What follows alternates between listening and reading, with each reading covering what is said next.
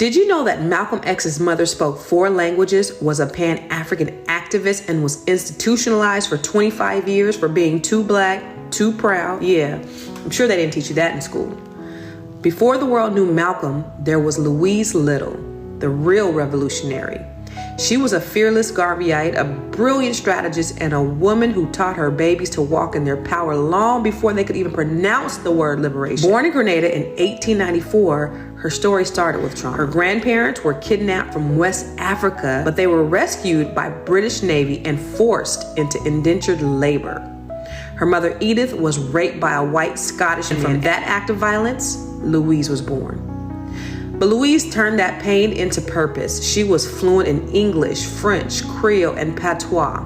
She was educated, strategic, and she refused to bow. When she moved to Canada and joined Marcus Garvey's UNIA, she found her calling to build up the race one household at a time. She married Earl Little, a bold black preacher from Georgia, and together they traveled the Midwest, spreading Garvey gospel of black nationalism, land ownership, and self-sufficiency. But that kind of power, it scared folks, especially when it came from a black couple teaching other black folks to think freely. They weren't hurting anybody. They were minding their business, trying to unify their people, and the Klan came for them in Omaha. They had to keep moving to Milwaukee, to Lansing, because everywhere they went, their message of self-sufficiency made enemies. In 1929, their home was burned down by white supremacists. Then in 1931, Earl was killed, run over, and mutilated by a streetcar. Louise knew better. She said that the Black Legion, a Klan-affiliated white supremacist group, killed him. But the police, they ruled it a suicide. And guess what? The insurance company refused to pay out his life insurance policy.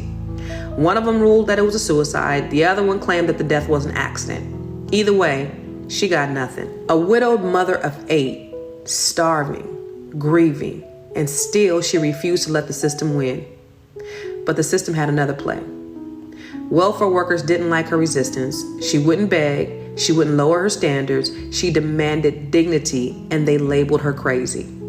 So in 1938, they took her children and they locked her away in a mental institution for 25 years. Why? Because she was too proud. She was too educated, and she was too unapologetically black, because she refused to raise her children under the foot of white supremacy. But her children never gave up on her. Malcolm, along with his siblings, worked tirelessly to secure their mother's release. In 1963, after 25 years of institutionalization, Louise was finally free. She spent the remainder of her life surrounded by her family, living in Michigan until her passing in 1989. But Louise wasn't just Malcolm X's mother. She was the blueprint. She taught him to love blackness. She taught him to speak boldly. She taught him that we come from kings and queens, not criminals in chains. Her story is our story. It's about how strong black women are policed, punished, and pathologized for doing what any other woman would be praised for. And that's protecting her children and fighting for her family's future. Louise Little is a revolutionary matriarch, and every time we rise, build, and resist, we also carry her name. So today, we honor her, but not just because she gave birth to Malcolm, but because she gave birth to a movement. Now drop a black fist in the comments and share it with someone who needs to hear this Black History gem.